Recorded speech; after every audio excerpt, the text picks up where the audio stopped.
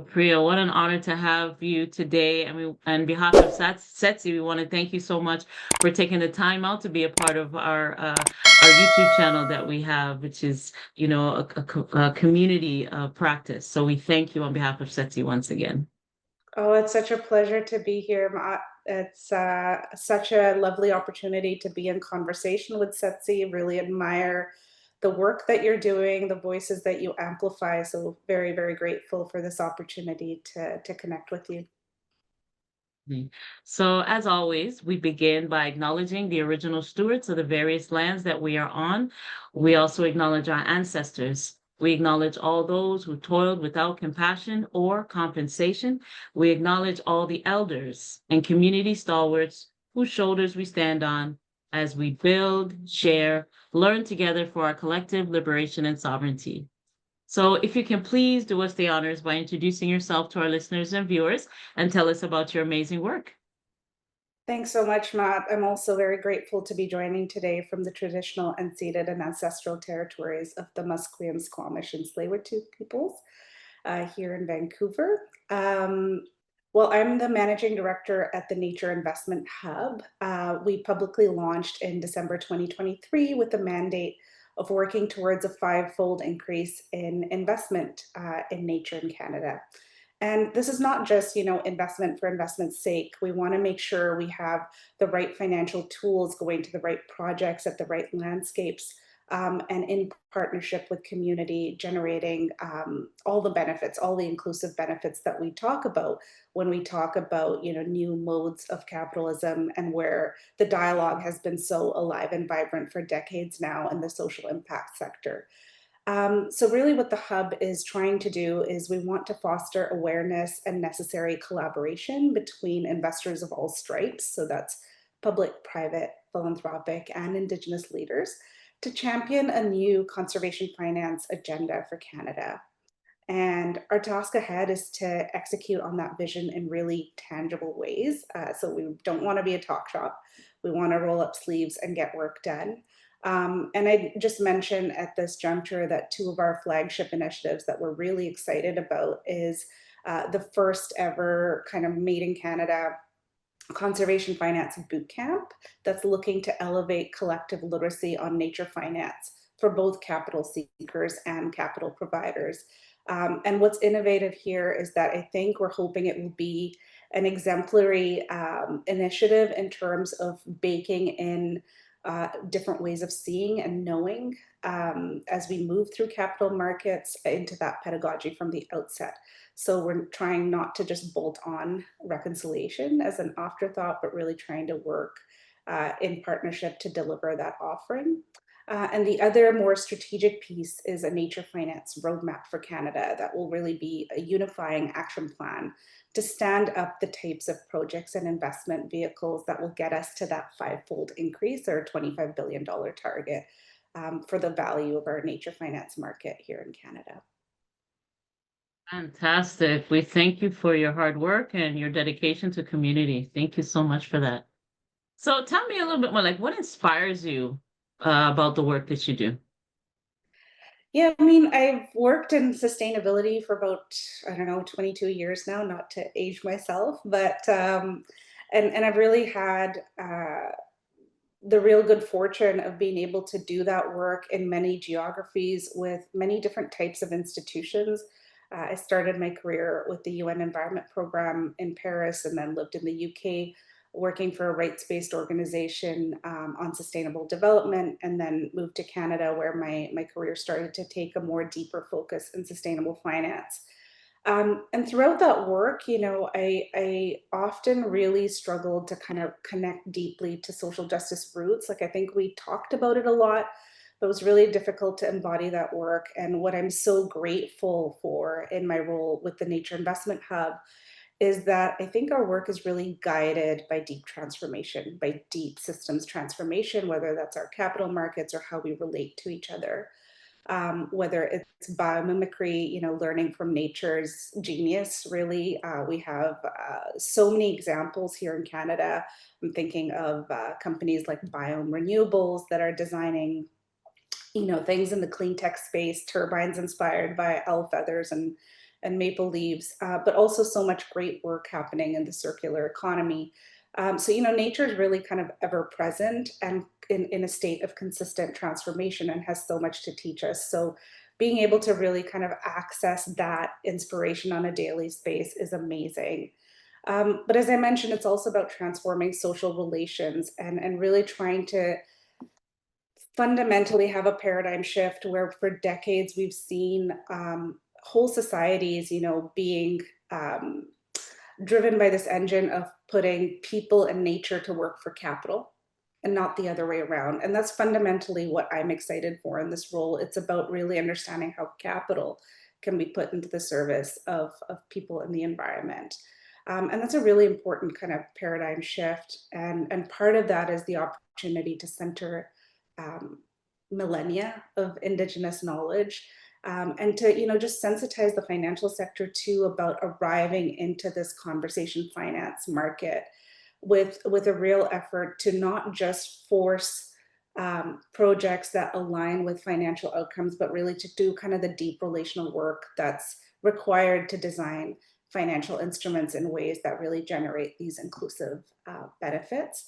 And it's not all kind of warm and fuzzy. There's a real excitement to be able to witness investors that are exiting, having really successful exits in the impact space, knowing, having so much pride that their capital has really been stewarded for the benefit of future generations, but also has generated those important returns so that can be kind of plowed back into some of this regenerative work. So really, yeah, ultimately guided by deep transformation on all these different levels. And that really keeps me excited about the work.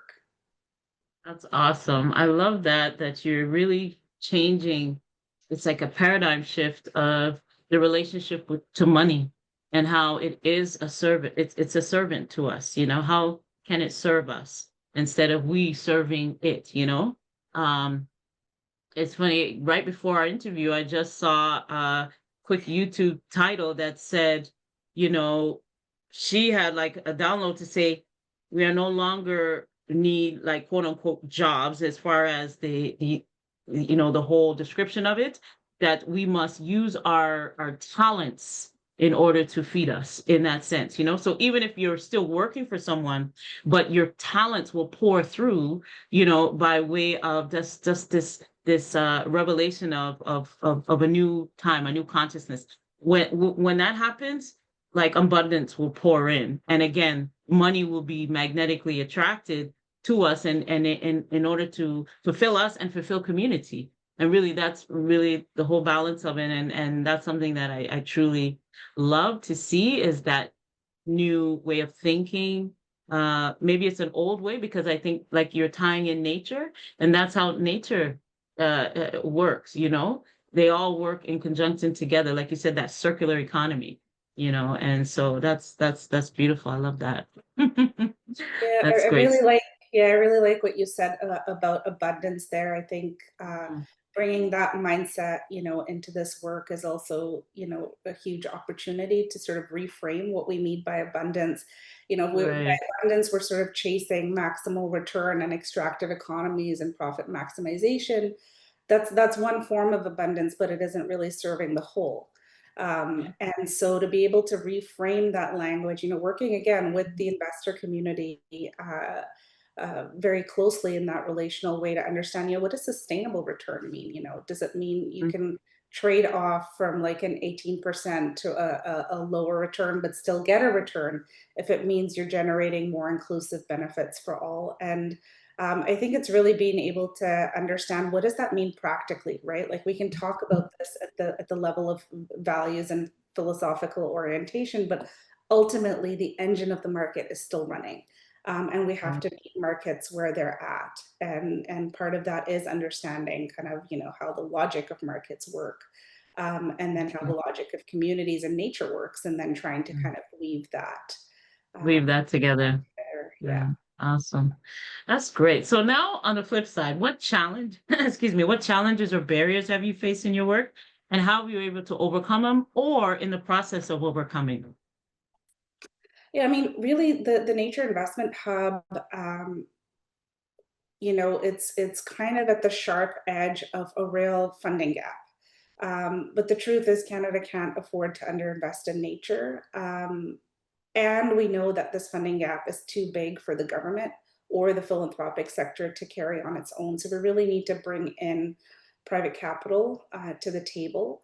And really, it's because human health and communities, cultures, economies, we all depend on a functioning and resilient ecosystem or set of ecosystems. But that foundation is cracking. We can see that, with wildfires, you mentioned at the top of our call today, being able to sort of really see haze in the GTA area where you're at, where hearts and minds today are so holding our fellow Manitobans in our thinking, because everything they're facing with the raging wildfires there. So it's going to take significant investment to really change direction in terms of our biodiversity crisis. Um, and, it has to be said, like, I think we've really faced an uncertain political climate, real rollback from the private sector in terms of wanting to be aligned with like the ESG movement. But, despite all of that, I will say I'm incredibly optimistic for our nature finance agenda. And there's a couple of reasons for that, if I can share. I'll start with the global picture.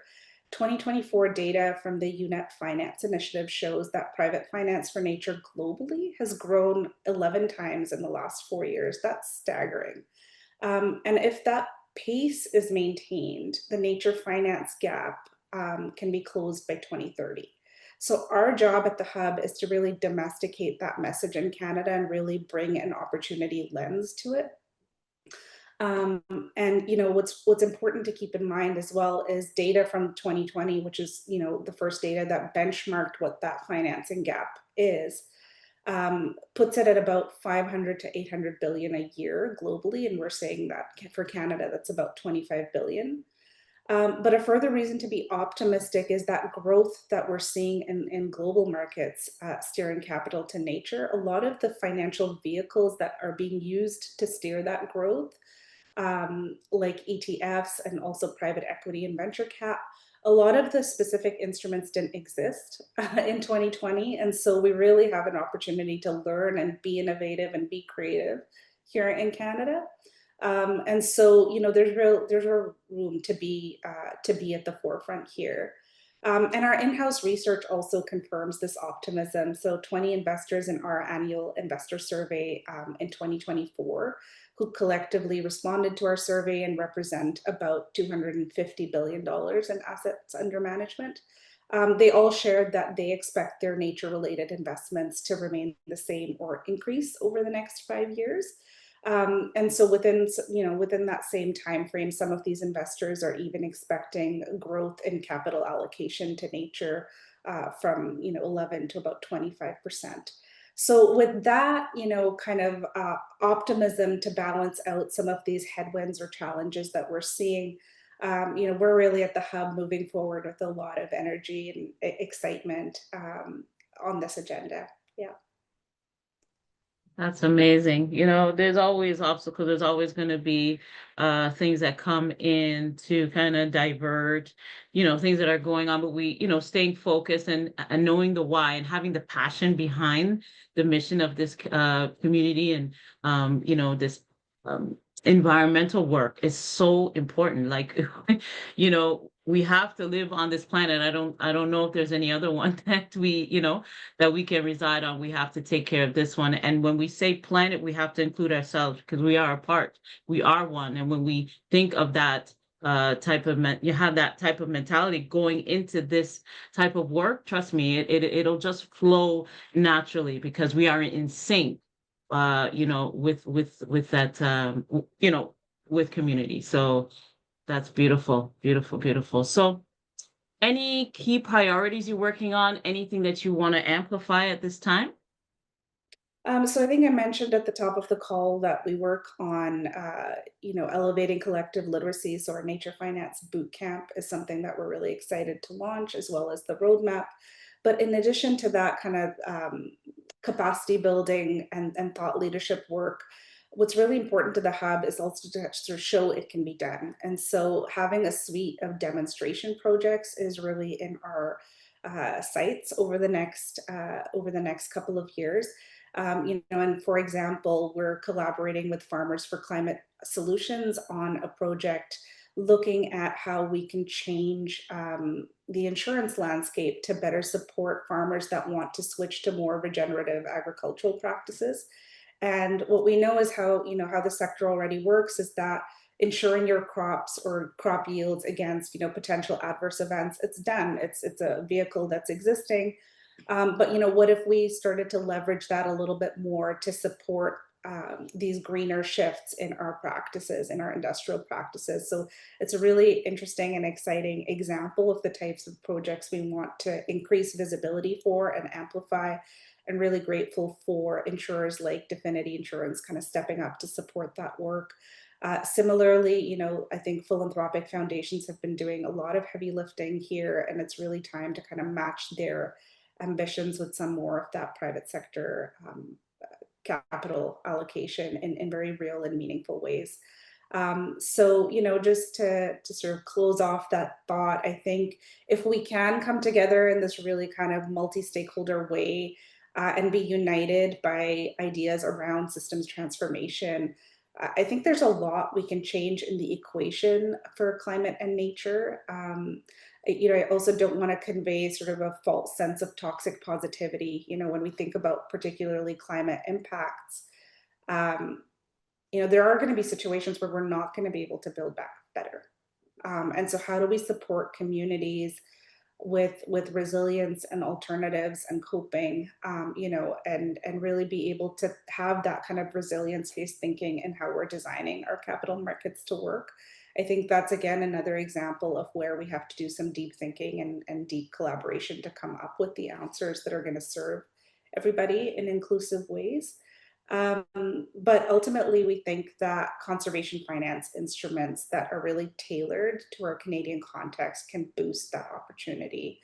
And so, yeah, we have a big tent at the Nature Investment Hub. So if you're really, jazzed by this agenda, want to make kind of meaningful change, we really invite you into the tent to join us as a partner, and we'll be happy to direct you to all of the great work that we're doing, and we're excited to collaborate on. Amazing. Well, Priya, this has been so powerful and so important because, futures are here. We have the Gen Zs, I think Z is the last letter of the alphabet. So now we're into, I forget the new words now. I'm an Xer, so Yeah, I'm not too sure. Alpha.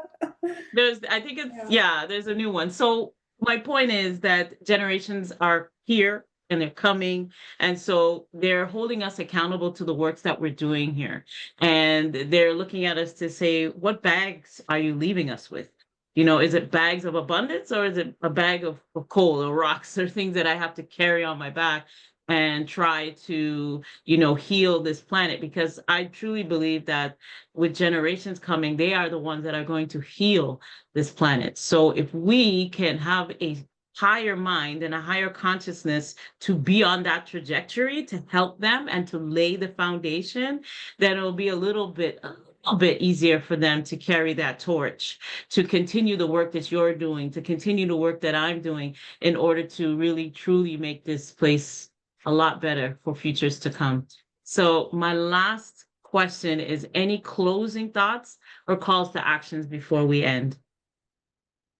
That's a huge question, actually, Matt. And just to pick up on what you just shared in terms of this importance of the intergenerational piece, I will add to that the sustainability world in general has a lot more heavy lifting to do to kind of diversify leadership, because people can't, get into sustainability oriented roles. I also have another hat where I work with diversity and sustainability, which is an initiative that's really looking to bring in more diverse leadership in sustainability oriented professions.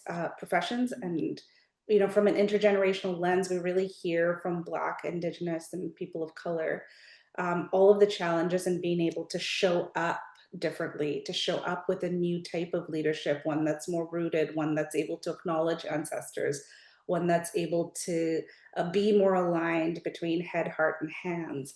So we have to kind of be able to make space for these new forms of leadership that are coming up with generations that are following us. For those of us that are in senior leadership at the moment, I think one of the most important things we can do is to listen and make room, frankly, make room. And you know, as I've sort of reflected on my own career trajectory in this aspect, we've often heard or been told by mentors that it's about making room at the table, and I'm not so sure about that anymore, to be honest. I think part of it is really supporting people to build their own tables.